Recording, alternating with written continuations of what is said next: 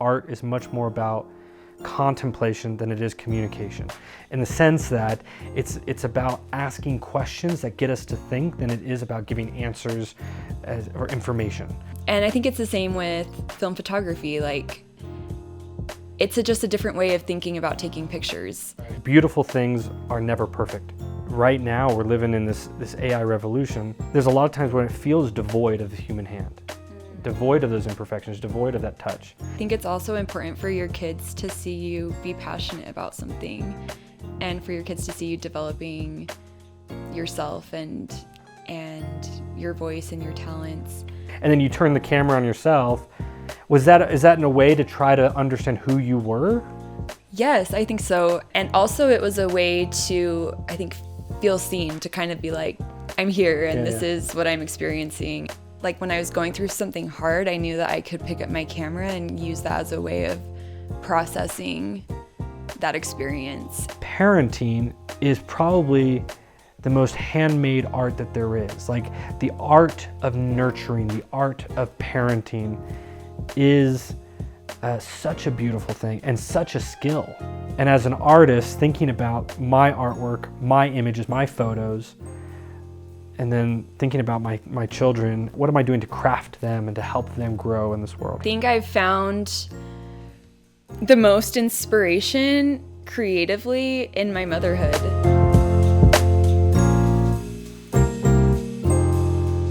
So Michelle, let me, first of all, thanks for being here. Yeah, you're welcome. I'm excited to be here.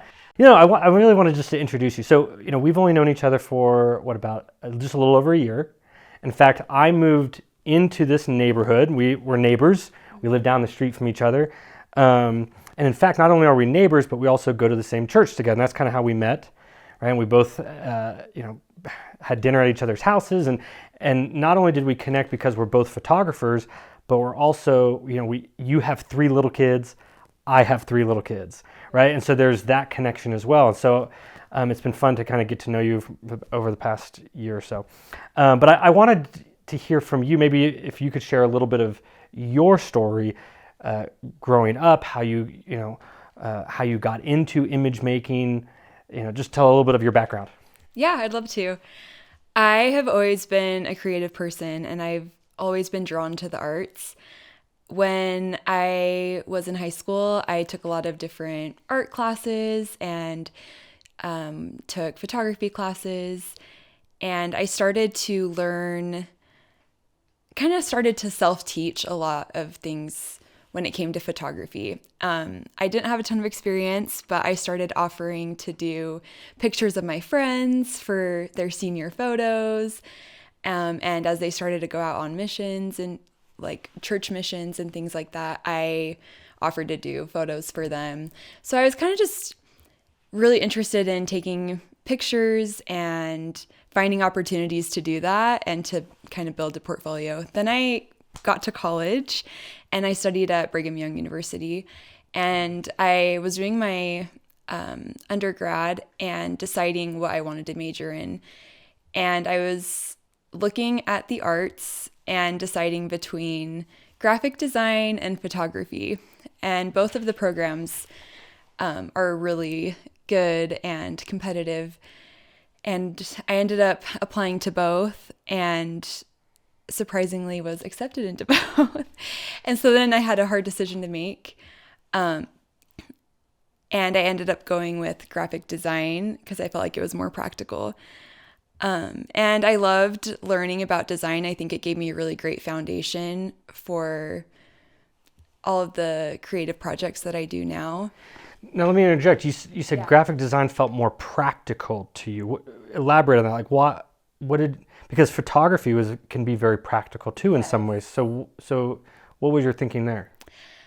I think that I thought at the time that I could, like, that graphic design was a more viable career, or that like I could make more money doing graphic design. Like, so you felt like you needed to choose something that was actually going to earn you an income. Like, and you didn't it feel would like you be could make easier to find a job doing graphic design than to find a job doing photography. Which is interesting now, I'm thinking about with AI. Yes. Right, and the way in which graphic designers are losing their jobs. Right? I have 2 students who their parents just lost their jobs as graphic designers. within the past year. So it's interesting to think about. Yeah, that's changed a lot because that wasn't a thing when I wasn't a thing back then. When you and I were in school, it wasn't a thing. Yeah. Yeah, for sure. And so it's kind of funny how that works out because in retrospect, I'm like, oh, I wish I would have done the photography program. Like I would have loved that. And I think I really would have enjoyed learning all of, the processes that they teach in college, like tintypes and all of the different processes that are a lot harder to do on your own and to learn on your own because you don't have the supplies and the equipment to do them or to learn them. So yeah, I graduated college and I graduated college with a child. I had a kid while I was finishing school. Maybe is that common at Brigham Young University? Yeah, that's pretty common at Brigham Young University. Because, I went to college in New York City and there was no one married or anything. But I will say in my program, like, I am pretty confident that I was maybe one of the only ones who had a child. Okay, yeah. And so occasionally I'd have to take him, like bring him to a class with me, and it did feel a little bit weird. But I was able to work out the schedule with my husband. We were both in school. He was working, but we were able to both graduate. And then after graduation, I discovered film photography in 2019. 2019. Okay, so it's been so you've been working as a film photographer for about 6 years. Yes. Right. So take me that. So, digital photography really hit the commercial market about 35 years ago, 1990. Right. So about 35 years we've had digital photography, which rapidly overtook film photography. That shift. I think it was early 2004 or so. We start seeing more people buying digital than buying film. By the way, I'm a huge history. I love the history of photography. So what? Take me to that place. Why film photography as opposed to digital photography?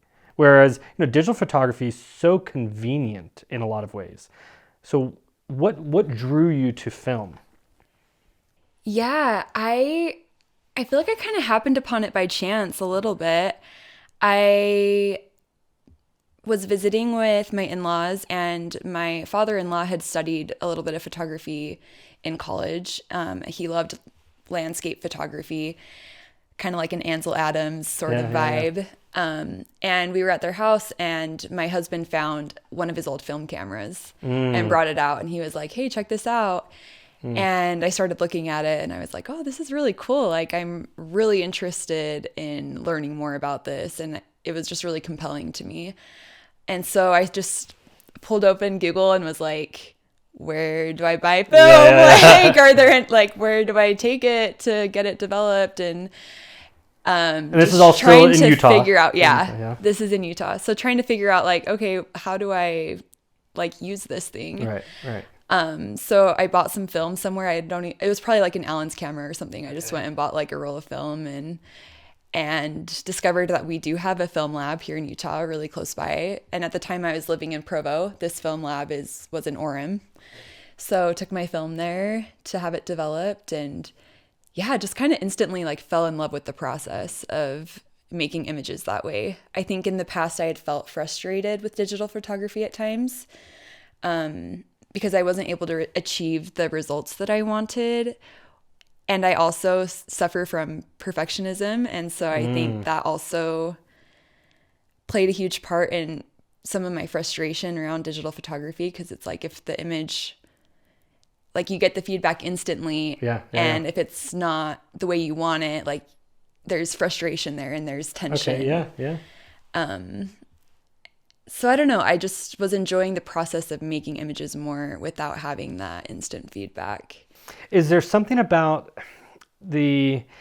because with film, there can be imperfections, and I something that viewers and listeners might not know is you also love Super 8, video. And that's more recent, actually. Okay. Yeah, that's within the last year. Yeah, I would say, I think I got my first Super 8 camera for my birthday in 2024, last, last November, I think is when I got my first. Okay. Yeah, so I've just been shooting for a year. But when you look at Super 8 film, or even, a lot of film, there can be imperfections, and there's a very different stylistic element. I'm wondering, about do the imperfections, is that what draws you into it? I mean, is it simply the grain, the color, or is it the process? Do you like the process more, or is it, because there's a lot of people who say, well, the image is king. Yes. Right? Yeah, for sure. Whatever it is at the end, but there's also the process, and film has a very different process. So what does that draw you into film? I'm curious. Yeah, that's a great question. When I first started, I think it was more of the color, the aesthetic that really captivated me and that I was loving. I think as I've shot film for a longer period of time now it's more of the process for me. Like, I like planning my images beforehand in some cases, and all of the preparation that goes into it, like choosing a film stock for the type of look you're going for, and then loading the camera, being a little more intentional with each shot that you take. And I like that there's not instant feedback, because I think it does allow for some imperfection or mistakes to be made, and sometimes those turn out to be really cool. Right. And you wouldn't have maybe intentionally done that. Yeah. But you end up with something that's really interesting and that has a lot of character because of that element of, like, you're not totally in control of the image 100%. Like, you're not developing it. You don't know exactly like how it's going to turn out until you see it. Right. There's a magic to it. Yeah, for sure, in for that sure. process. I have this, a few years ago, I gave my wife a gift, and it was a phrase that's framed and hanging on her wall right now. It says, "Beautiful things are never perfect." Right? And I'm curious your thought behind this, where we live in an age, not just mechanical reproduction, but right now we're living in this AI revolution where you can create anything instantaneously, and it feels flawless in some way, but it also feels, there's a lot of times when it feels devoid of the human hand, devoid of those imperfections, devoid of that touch. Do you think that, I'm thinking about, like, there was, we had vinyl records and we had CDs or cassettes and CDs, etc. And then there became a little bit of like a resurgence of vinyl. Yeah, we have vinyls. You did have vinyl? We're definitely kind of like old soul type people. Okay, all right. See, I don't have any vinyls, but like that kind of resurgence, is that?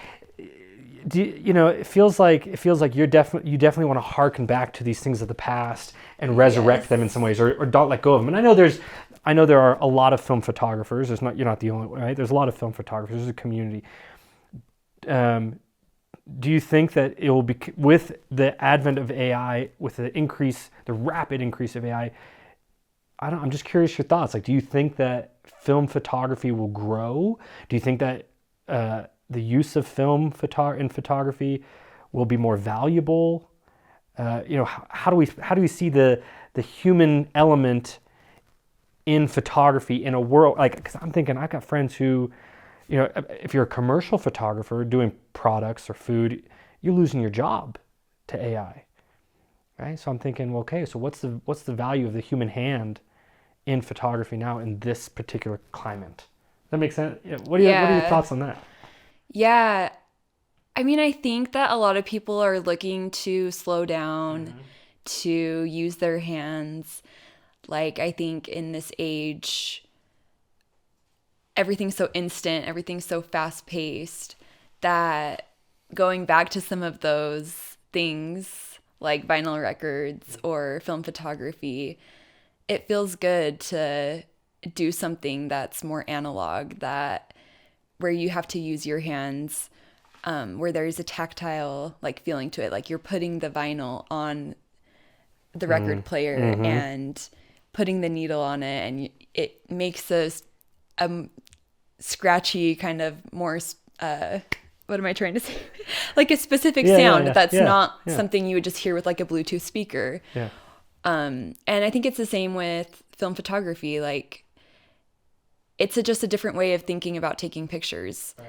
You're not just taking the picture and then immediately after looking at it to make sure it's perfect. It's like you're maybe thinking about what do I want to capture in this moment and what's important to me, and you take it and then that's it. That's it. Like you just take it and then you move on. You have to have a little bit more patience also because you can't see it instantaneously. Yeah, and you have to be okay with what it was. Like Right. I think it kind of allows you to be human and to live in the moment. It allows you to just kind of be like, hey, that was the moment, and I don't need to take like 50 photos of that moment to make sure that I got the perfect shot. Like I captured the moment, and now I'm going to capture the next moment.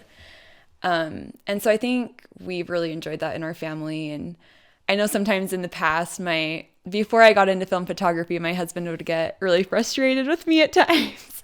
Because you constantly wanted to take. Yes, because like on my iPhone or on a digital camera, I'd ask him to take a picture, and then he would take it, and I'd be looking at the photos he had taken and saying like, oh, I don't like how I look in that one. Like, no, that's bad. Like, I need you to take it again. And he would get really frustrated. And now with film, he just takes it and he's like, okay, I took it. Yep. Like, and then you can't. And then that's it, you know? And That's so it. I think you have to be okay with being human and not like everything not always looking picture perfect or trying to like control every situation. I think that is a really pivotal point that you brought up in a world where everyone's trying to filter and trying to edit what their lives on social media, online, to say, hey, that we're not going to do that. I'm not going to edit. It's just we're gonna click the button and that's what you capture, and that's life, right? Yeah. There's something beautiful about it. I want to dive into your work a little bit. So,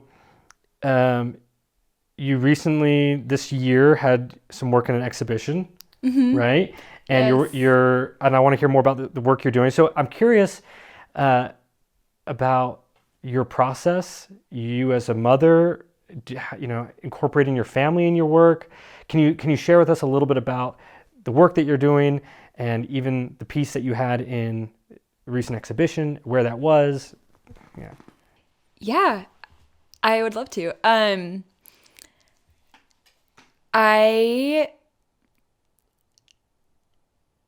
So I think I want to just go back a little bit to give context. When I was kind of first starting to get into film photography, I was also, having kids, and they were really young.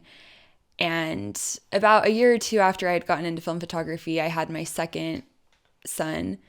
And it was during COVID, and we were pretty isolated. We had moved out of state and didn't really have family and friends around.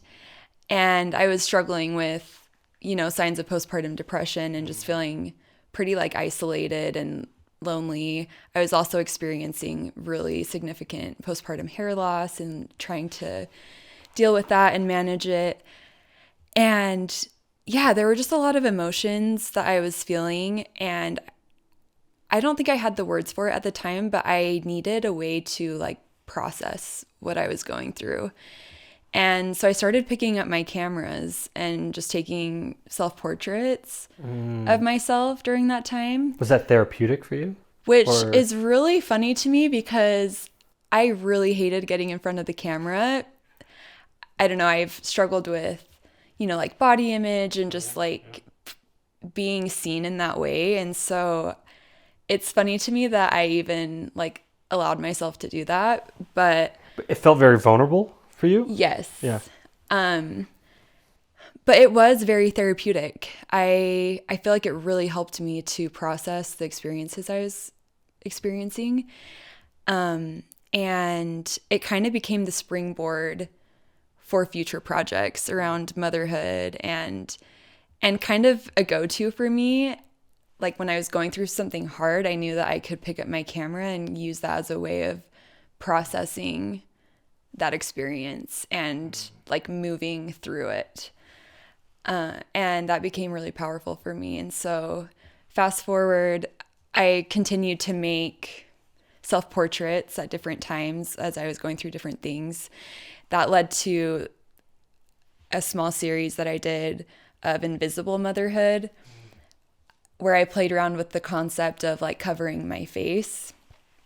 Because at the time I was feeling pretty invisible. Like I was home with my kids all day, taking care of them, but feeling pretty lonely, and like I wasn't maybe accomplishing the goals that I wanted to be accomplishing or progressing and developing my talents in the ways that I wanted. Yeah, I mean, I've only been a parent for 7 years, but I definitely feel like for mothers, it's even stronger. But this sense of questioning your identity when Yes. you have a child, right? It can happen for the fathers too, but in my experience of all the friends that I've talked to and people, it happens more for moms. If you give birth, and you're like, okay, who am I now? You have to sort of rediscover yourself. 100%. Right? That's exactly what happened to me. Yes. Yeah, and that happened to my wife too, Yeah. right? Sarah had the same thing, right? So yeah, that's interesting that and then you turn the camera on yourself. Is that in a way to try to understand who you were? Yes, I think so. I think it was a way to try to understand who I was. I was definitely having a type of identity crisis, like, who am I? Who do I want to be? And also it was a way to, I think, feel seen, to kind of be like, I'm here and this is what I'm experiencing, and like, this is real, and my feelings and emotions are real. And so that project I am really proud of and means a lot to me, because I played with this concept of covering my face, and then I had my kids in the photo with me, so they're visible, but I am not. And I did that in a bunch of different ways. Like I played with different materials. And it's something I'm kind of still continuing to do. Like recently, I experimented with a version of that concept where I had a glass window pane, and I experimented with obscuring it with like salt, like Epsom salts or different things to kind of create texture, but to make it opaque so that you could kind of see, but not see all the way. And involved my kids in that process. Like my son helped me, mix different consistencies of salt and water and then like helped me paint it onto the glass and helped me figure out like how I wanted to do it. So they were involved in that process, and we can show some of these images here so people can see them. For sure. Because I've seen those images that you're talking about. And they're beautiful. Yeah. Yeah. So it's been really fun to involve them, and I've actually been surprised with how much they picked up. On the one hand, I don't want them to ever feel like that like they're the reason that I am going through some of these experiences. I think it's just something that parents experience, and it's not like the child's fault. But just the other day, my son had a friend over from school, and I had the piece that won the award. They had it framed and printed for the show, and then I got to keep it. So I have it in my kitchen, and my son's friend was looking at it, and he's like, "Why is your face covered? Like, that doesn't make any sense." I think he's what, 6 years old? So he's probably like seven, 8. Yeah. 7 or 8 years old. Okay. Yeah. And he's like, "Why is your face covered?" And he's just asking all these questions. And I'm like, yeah, so, like moms do a lot of hard work, and sometimes that's not recognized. Yeah. And sometimes they feel like people don't see that. Like they don't see all the hard work that they do, and that can be lonely. And anyways, so I'm trying to kind of explain it in a way that a 7 or 8 year old will understand. And then my boys just start chiming in and like explaining the piece basically. Because they were part of it. They're friend. there. Yeah. And I thought that was a really cool moment for me actually, because it showed me that, they were part of the process. They understand the meaning behind the art that I'm making and like what it means to me. And so that was really meaningful to hear them say that. That's beautiful. So let me ask you this. is there, I mean, it sounds like you intentionally try to incorporate your kids into your work. Is that an ongoing thing? You want your kids to be part of the process. You want your kids to be included in the work. Why do you do that? Because there's a lot of artists or photographers who might feel like, the time and energy it takes to parent takes away from the time and energy it takes to create images and to take photos or to make photos, right? But you're sort of trying to bring them together. Is that fair to say? Like, hey, I am a mom, but I'm also a photographer. Why don't I just put these things together and make work with my kids, right? That's what it sounds like. Yeah. No, I think that's true. I think I've found the most inspiration creatively in my motherhood. So it is kind of ironic that the thing that maybe makes it so that I don't have time for as much time as I would hope for art is kind of also the thing that inspires me the most to make art. Yeah. And yeah, I just draw a lot of inspiration from motherhood and raising a family, and I love making art about that. And I've loved doing that for other people too. And say more there. So I know about your motherhood series and things you do for yeah. this, but share with our audience a little bit of what you do there. Yeah, after I started pointing the camera on myself and doing those self-portraits about my own motherhood, I was really interested in doing that for other people because it had been so impactful for me in my journey and processing my emotions around becoming a mom and that identity crisis. And so I started reaching out and asking if other moms wanted to do a session that kind of focused on their motherhood. And I came up with a bunch of reflection questions about motherhood, experiences that people have within it, postpartum depression, miscarriages, rearing children, childbirth, like pregnancy, all of the different hard things that come with becoming a parent. And I put it out there and just said, hey, if you are willing to respond to some of these reflection questions for me, like I would love to come and photograph you in your home with your kids, just the mom and their kids. And so I started doing that and then compiling the images that I took all on film with their writing about their motherhood and putting those into blog posts that people could share and read. And they were really, really powerful. And I related a lot to many of the things that mothers wrote about. And so it was very validating for me because as I was receiving these responses and reading them, I was thinking, okay, I'm not the only one who's experienced this. And I can totally relate to that.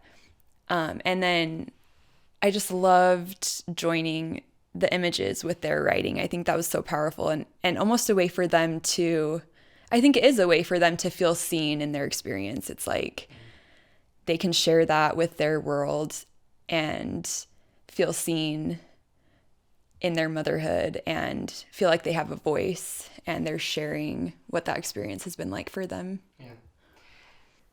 Do you see yourself as a sort of commercial photographer, as a portrait photographer, or do you see yourself more as an artist? And I'm asking that because you've described some of these very personal,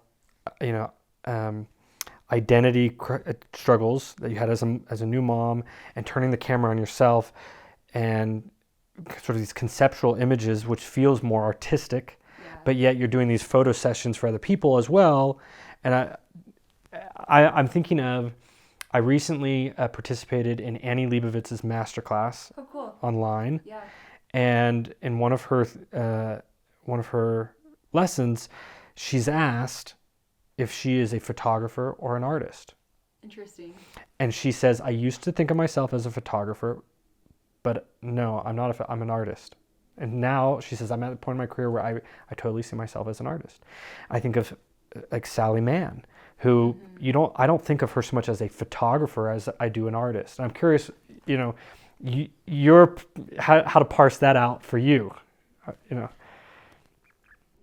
I think the work that inspires me the most, you would probably categorize more as artistic or like as an artist.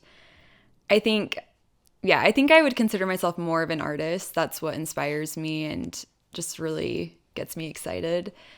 But I also, yeah, I don't know, I want to be that for other people too. I want to give other people the opportunity to feel seen in their experience, and that maybe there is a little bit more of a commercial aspect when you're photographing for other families. Like maybe there are images that the client's going to want.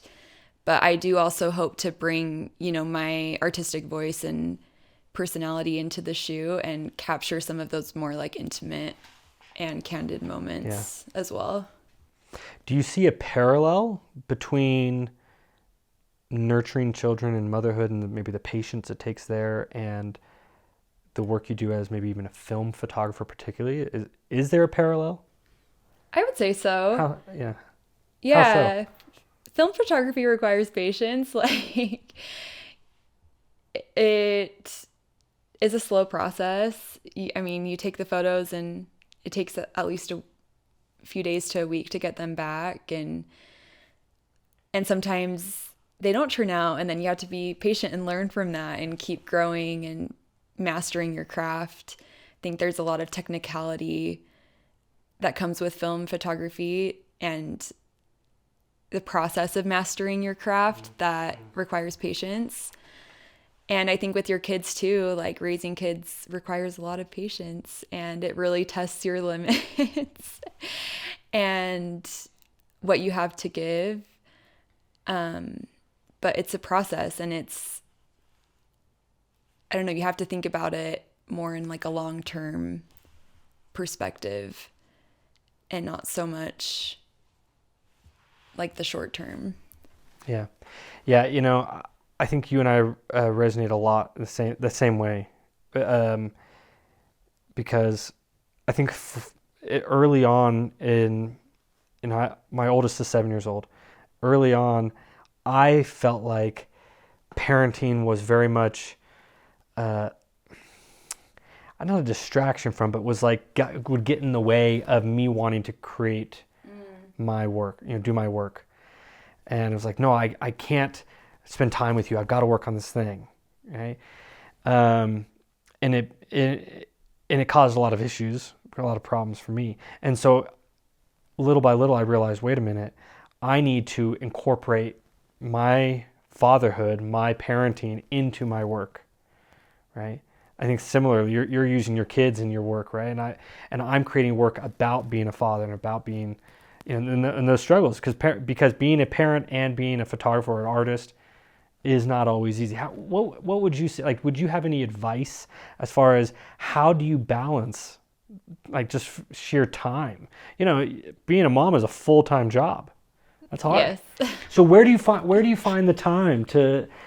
Because I've had that struggle, and luckily I have a very supportive wife who will help out with the kids a lot and allow me to go create or to go take pictures.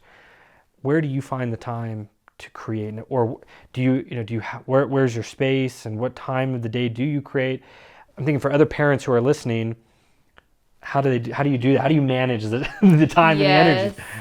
Yeah, I would just say don't give up. Like, I've had a few people tell me that recently, and I think it's really simple but good advice. Like, just don't give up, keep trying. For me, it honestly is just trying to squeeze it in the cracks of my day wherever I can.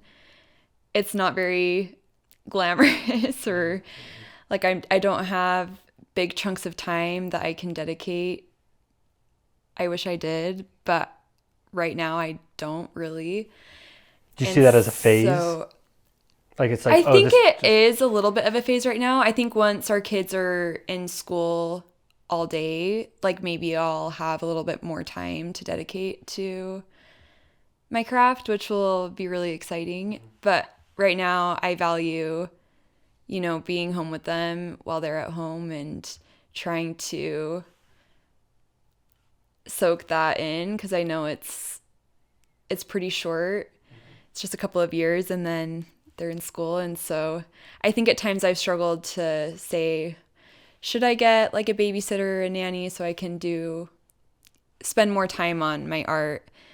And I don't think there's anything wrong with that, but I think personally I've decided that like, no, I do want to spend these years with my kids at home, and once they're in school, then that is going to open up a lot of doors for me, which will be really exciting.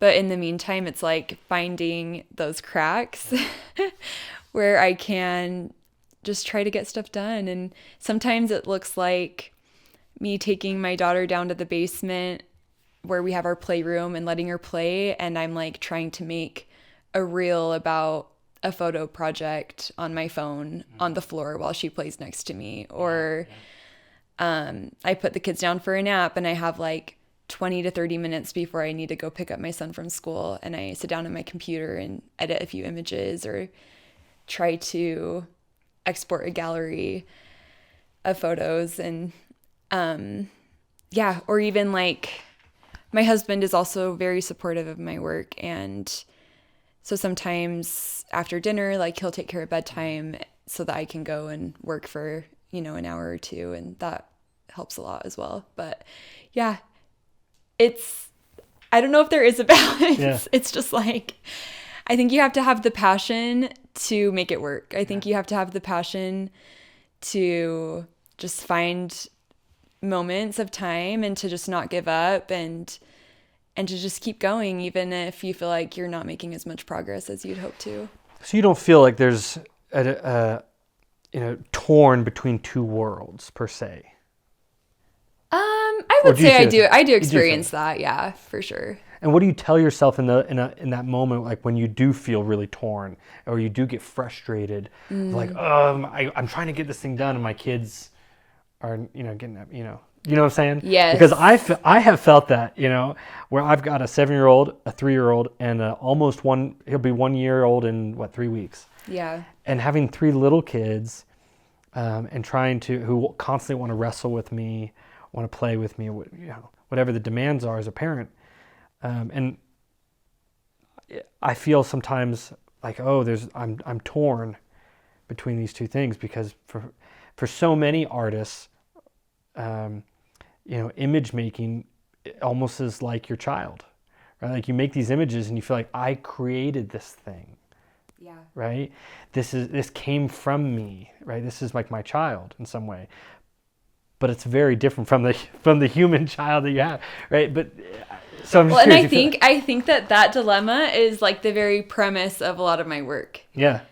Like the tension between being a parent and wanting to be an artist and develop these talents and pursue something, but also the pull I feel towards my family and being there for my kids and being present as a mom. I think like that tension, that back and forth is really hard, and it's something that I struggle with a lot.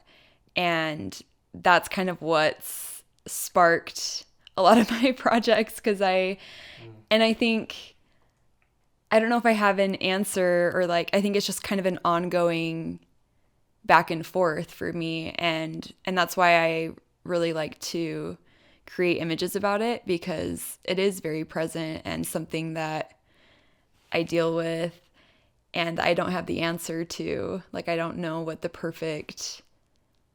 I don't know how you manage that. Like, I don't think there's a right way of balancing having a career, being an artist, and like being a parent. Like, I think you just are always trying to find ways to make it work. And I don't know. I have always, at least for many, many years, as long as I can really remember as an adult, believed that art is much more about contemplation than it is communication, in the sense that it's about asking questions that get us to think than it is about giving answers or information, right? And so what you're referring to of like, look, this is a tension and a struggle that I don't have answers for, and I'm going to make work that tries to communicate that, or tries to figure that out, and like, here are the questions that I'm dealing with as a mother, right? It sounds like, and and share that and let other people reflect on it themselves. Yeah, and I actually have an image that goes along with this concept really well. It's a double exposure that I did on film. And I've done it a few different times trying to kind of perfect it, because the first time I did it, it didn't, like, the exposure didn't turn out super well. And so it was a little like ghosty, and which was also interesting. It kind of was a little eerie. But at this more recent time, it turned out a lot better. And on one side of the frame is just me, and I think I'm holding a camera. And then on the other side of the frame is like me with my kids. And we're looking at each other, like I'm looking at myself. And it's kind of that like push and pull of me wanting to be my own person, but also having all of these responsibilities. Yeah. And people who are looking to me to take care of them. Yeah. Wow. You know, when it comes to, I have always considered myself to be an artist from the time I was a little kid. And for me, image making always filled me with such joy. And so it was a struggle for me as a new parent trying to figure out, like, oh wait, here's this new human being which I have responsibility for, and I love this stranger, right? They come to you as this little baby that's kind of a stranger. You don't know who they are. And you're like, I love this baby, this person. But for me, it was like, I still have this other side of me, this artwork that I so invested in, so much love. And one thing for me that I have had to realize and still have to remind myself of is that parenting, and I would say particularly motherhood, a little bit more than fatherhood, is probably the most handmade art that there is. Like, the art of nurturing, the art of parenting is such a beautiful thing and such a skill. Yeah. And so hard to do. And as an artist, thinking about my artwork, my images, my photos, and then thinking about my children and how am I helping them, like, what am I doing to craft them and to help them grow in this world, right? It's a struggle. And and you kind of have to constantly go back and forth, and it's not easy, but it's a beautiful thing. It's a beautiful thing. And I think it is really beautiful. And I think it's also important for your kids to see you be passionate about something, and for your kids to see you developing yourself and your voice and your talents. Like, I think sometimes I've felt guilt when I prioritize that part of me, but also I think it's a great opportunity for them to see me doing something that I love and working towards something that's important to me. And they see that, and I want them to grow up knowing that, like, I love, like, this is something that fills my cup and that I love doing, and that's an important part of me. And I want them to also have something that they're passionate about too. And so I think it's important for them to have that kind of example in their parents. Like, oh, I know that my parents are super passionate about whatever. When you brought your kid, so you had you won an award for a piece that was in a show at the Find Lab in Provo, Utah. When you brought your kids to the show and they saw, like, oh, mom's piece is up on the wall, mom's getting an award for this, what did your kids think? Did they say anything? I'm curious. Or like, were they proud of you? Did you sense that? Or Definitely, yeah. That was a really special moment for me, for sure. I think I've really struggled with imposter syndrome and feeling like I'm not really a photographer, an artist. Like, it's just a hobby, or I don't know. I think that's very common with photographers. It's like, oh yeah, like anyone can pick up a camera, and you're not really a artist. But everyone has a camera in their pocket. Yes. But not anybody can pick up a Pentax and start, or Super 8. It's Michelle, true. you gotta give yourself more credit. I know. I'm working on it. But I think in the past, especially, I had struggled with imposter syndrome, feeling, anyways. Yeah. You know, that feeling that we all feel as artists sometimes. And so having that piece be chosen for the show. It was a community show, and so they chose, I think it was like 40 to 50 pieces for this community photography show, and they were all film. And so just having it selected was so awesome, and I was over the moon excited. And then they had people voting throughout the time that it was up. It was up for about a month or so. And then they did a closing reception where they handed out awards. But when we went to the opening reception, we took our family, and that was really, really special because my boys were there and they got to see the piece hanging up, surrounded by all the other artwork. And it was really cute because they went and grabbed a slip of paper and voted for my piece. Oh, and it was just the cutest thing ever, seeing my little 7-year-old writing on a piece of paper, "I felt invisible." Like, that was the title of my piece. Yeah. And like putting it in to vote for me. And yeah, that was something that was really special and that I'll always remember. And yeah, it ended up winning the People's Choice, which I was not expecting at all, but was really special for me. Yeah, awesome. It felt really special that people connected with that piece. If somebody wants to find you, give them the details. Where can people find you if they want to hire you for a mother session? For a mothering session, go ahead and let us know where we can find you. Okay, awesome. Probably Instagram is the easiest. I'm at Michelle Watkins Photo. And then there you can find a link to my website, which is also just michellewatkinsphoto.com. And yeah, I would love to work with anyone who is interested, who feel like they resonated with what I had to say today. Cool. Yeah. Cool. Well, Michelle, thank you so much for being here. It's been fun just to chat, and hopefully you guys got something out of this conversation. Enjoyed hearing from Michelle and a little bit about her process as a mother, trying to balance parenting and working with film also, because film is such a beautiful thing. It is. I highly recommend it if you're interested. I follow Peter McKinnon, as a lot of photographers do online, and watching him go from digital and saying, I think I should pick up film, and then spending a whole year in film, it's made me feel like, I should go back into film, because I learned with film. That's how we all learn photography. I learned on a large format camera, Cool.